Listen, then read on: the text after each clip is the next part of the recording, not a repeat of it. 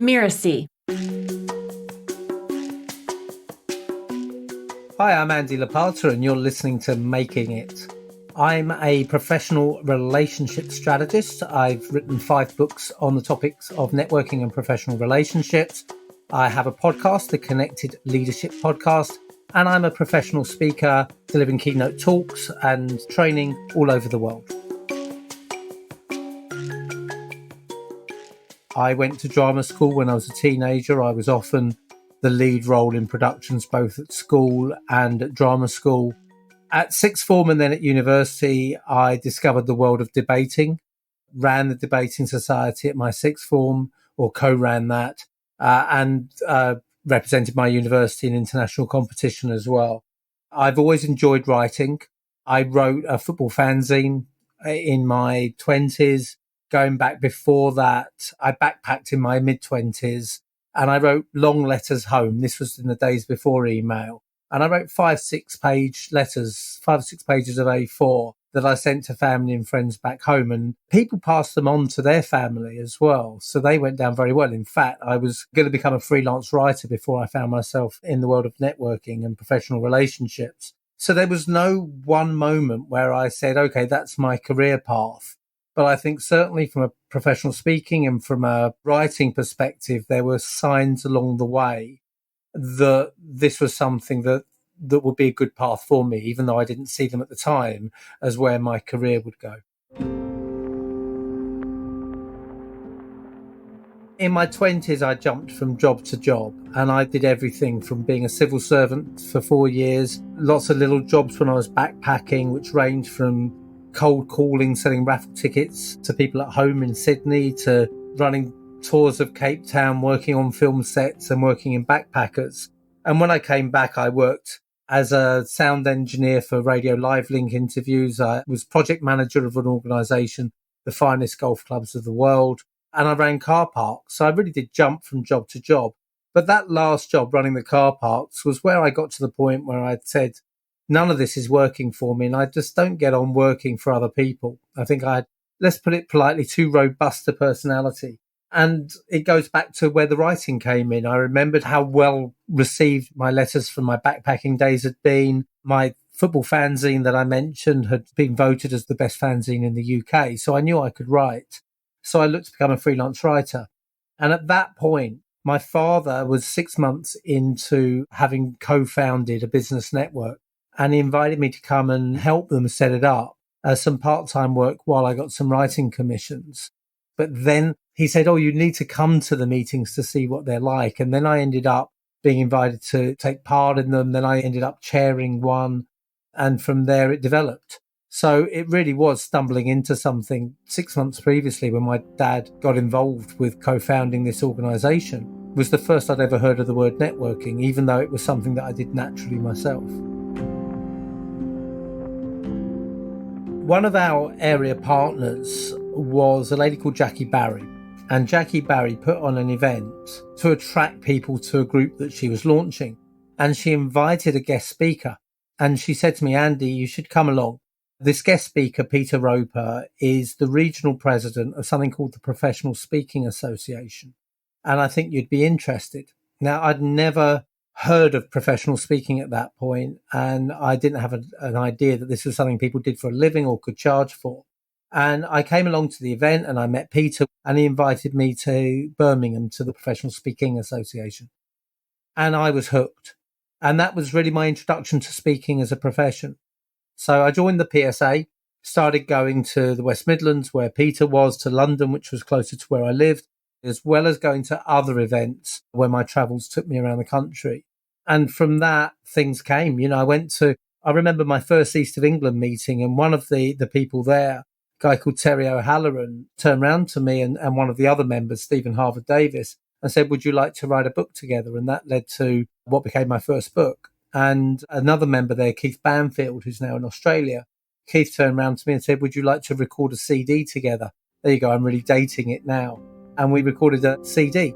So immediately we started to develop products. It just wasn't just about speaking, but it was about developing content to help people. And that was where I think I really engaged my passion. It's really interesting to reflect back on how do you know when you have made it. I'm not quite sure where that point is. I don't think I've ever reached it yet. And there's been a number of highs in my career. You know, we've had a book I co-authored at number 2 on Amazon overall. I've appeared in the Financial Times and the Times and the Vietnam Times. There's some quite amazing things have happened, but I don't think at any point I've thought I've achieved it, I've reached it, I've made it. I think that's a problem at times because it's hard to stop and celebrate key moments. We're going through a period of success at the moment. You know, at the time we're recording this, in the last week has been very successful for me. And it's a period of the year when you don't expect much to happen. But you punch the air and then you move on, because every time you win a contract, there's delivery. Every time you've delivered, there's follow up. Every time you've delivered and the client has finished with, you've got to find another one. So I'm not sure at what point I can say I've made it. I think there's lots of little micro successes, and you've got to find the time to celebrate those without getting complacent or arrogant about it. I feel comfortable with what I've achieved, but there's always more to do. And if I ever retire, maybe there'll be a point when I can look back and say I made it. Making it for me is when I get an email from someone who says, I followed what you did and it achieved this for me. I got a new job. Making it for me is the person who said to me last week, ever since I saw you speak 10 years ago, I've always followed what you do, and that's the cause of my success. Making it for me is when an event organizer turns around and says, our event was a huge success and a lot of the feedback mentions your session. So it's a lot of small points which say I'm making it. And actually, let me change the phrase. And instead of making it, for me, it's making a difference. And if I know I'm making a difference to people, and I'm making a difference to the people closest to me as well by keeping the business going and sustainable and successful, then I'm making it.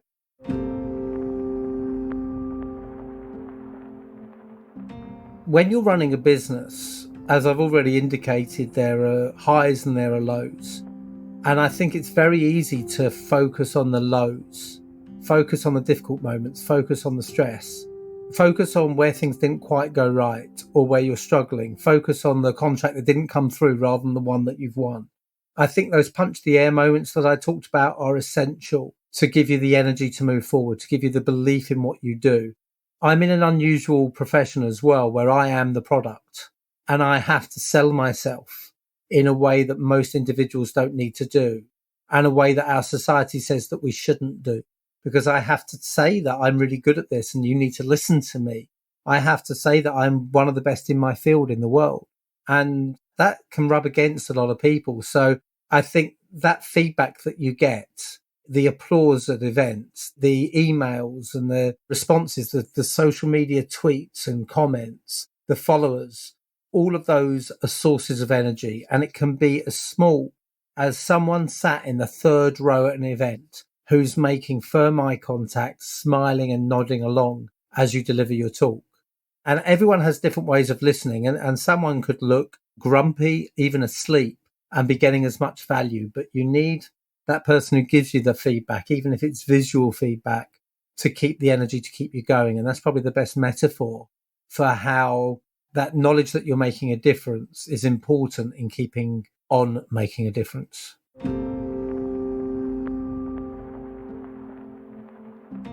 I was interviewed years ago for a book on entrepreneurship, and I wondered why they were interviewing me. I've never considered myself to be an entrepreneur, but boxed into that corner, I said there's two types of entrepreneurs.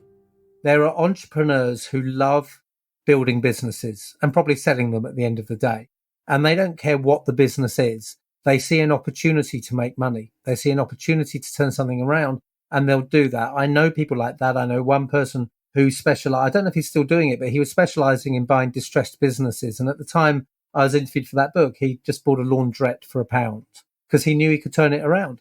That's not me. I'm the other type of entrepreneur, and I'm the person who has a passion for something and an ability to deliver something. And the best way to deliver that is through your own business. So I think that's where my entrepreneurship comes from. And it's a very different type of entrepreneurship, if you can even label it as that. But what I've had to do is learn.